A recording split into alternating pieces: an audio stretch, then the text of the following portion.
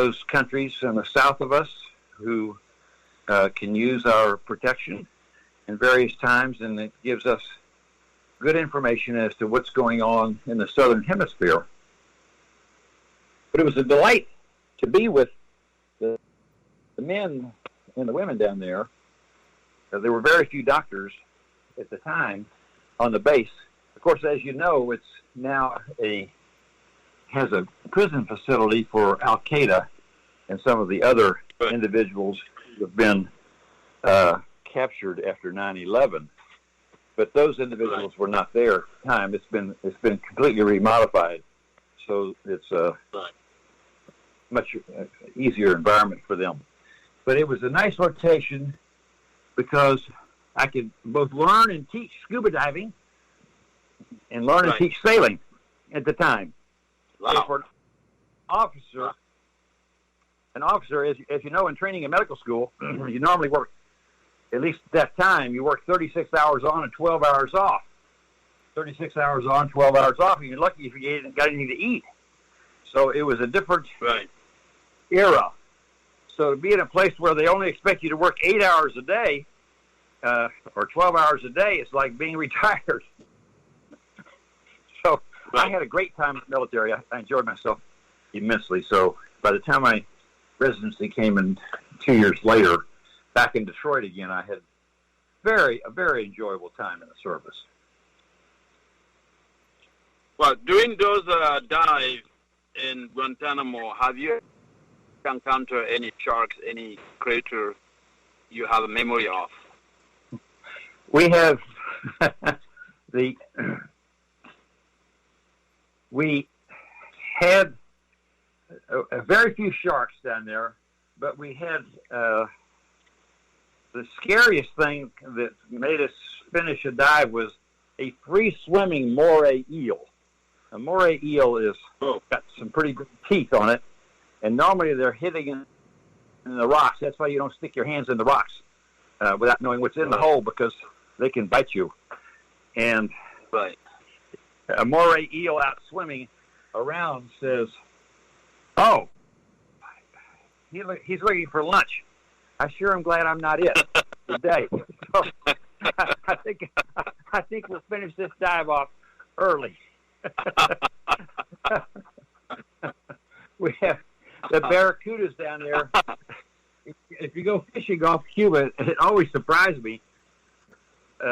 Fishing off the base, that no matter how big a piece of bait you put on, you would catch a fish, but you never brought anything back but a fish head, because the barracudas would eat all the fish before you could draw it in.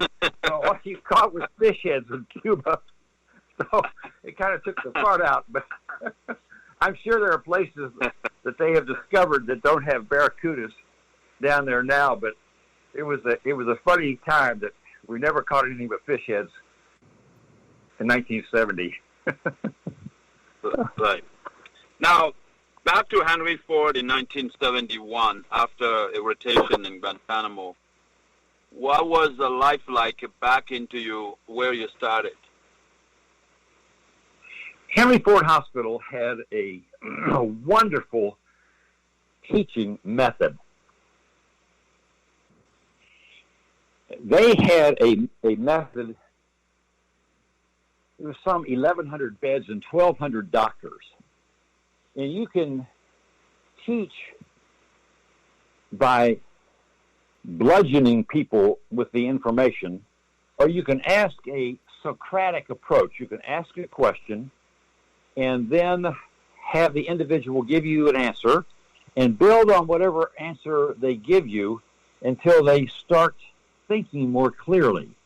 And that was the approach that Henry Ford Hospital had, and I appreciated it immensely. And that's one of the reasons that I decided to go into academic medicine, because the teaching was so avant-garde and simply asking a question: what do you see? And what does that mean to you? And what is the differential diagnosis? What are the possible causes of that disease? And then exploring that and showing you the right direction so that you could grow and learn because if you answer the questions, you remember that information much, much longer. Some teachers just hit you with a stick, and if you make a mistake, they hit you with a stick again. But the Henry Ford Hospital was completely different than that. That they felt everyone had the potential to learn. Of course, it was competitive to get into the program, but the people who were in the program were dedicated to the success of their students. So when you have that feeling around you that people are looking for your success, basically to actualize your potential. And that's where I learned that that's the greatest thrill that you'll have in life, is actualizing the potential of another human being. It was very enjoyable to me to see, both in others, and that I could do the same thing myself, is ask a question and have someone grow and learn and think clearly, because the young people often have very good questions, very good ideas. And people will tell young people, I tried that 10 years ago, and it didn't work, so I wouldn't try it again. But the new tools and new ways of investigating the problems that we've had over the years allows those individuals to design new methods of solving the problems. So the idea is to encourage the academic inquiry to be able to solve problems. So that is one of the things I think young people enjoy. I sure enjoyed it, because they have a different idea of how to teach. And so that caught my heart and caught my mind in 1970 and 71, that I could probably do that. I mean, 71 through 76 when I was there, that I could use the same type of caveats for success and help other people to grow. And the nice thing about teaching fellows and residents, I've taught some 400 fellows and residents how to do eye surgery. And the nice thing about teaching and enjoying it is that they will ask questions that you never thought about. So you have to be prepared as a teacher to say, I don't know the answer to that. Why don't we go find out? So it was a different institution. They had more doctors than beds. 1,200 doctors, 1,100 beds, or something like that. It was really quite impressive.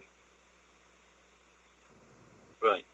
Now we're talking about the importance of eye. What should we do? What are the 5 essential foods for the eye to stay in shape? The foods that are necessary for good eye health, and sometimes you can get these in a multivitamin, but the things that are really important are vitamin C. That is an antioxidant, and your eye makes vitamin C and concentrates it to protect the lens from cataract. And you've probably heard of vitamin E. Vitamin E and vitamin A are necessary for the retina.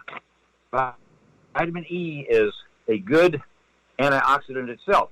And it's one of the things that in the COVID crisis that we are going through, individuals, although you only need around 400 international units of vitamin E a day, in the COVID crisis, we would normally consider 5,000 international units of vitamin E. And so that is an excess for your eye, but the eye has an amazing predilection to take away all the vitamins that it needs from your body, and the body gets the rest, because that's how important the eye is. It has preferential dibbies on any of the vitamins that are available. And the others that are available for the retina are called lutein. Lutein is and zeaxanthin, which are important foods in vegetables. Yellow vegetables have that. yellow peppers, carrots. Your vitamin A comes from your carrots, and so does your lutein. Zinc is a thing that people don't think about very much, and copper or two of the multivitamins. But you can get many of those in a multivitamin, and they're made actually for the eye. Great. There are things called Preserve Vision or Macular Protect or AREDS formulas that the National Eye Institute has tested to see which ones are most beneficial to protect the retina and the eye from.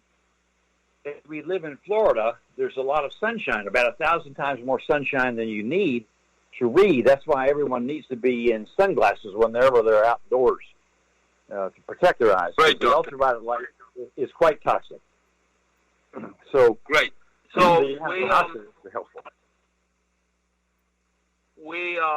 we just finished our part 1. We're going to pick up back on the nutrition of the eye when we start the part 2. That was a great answer. We're just going to go on a small break and then pick up back on to part 2, starting with the nutrition of the eyes.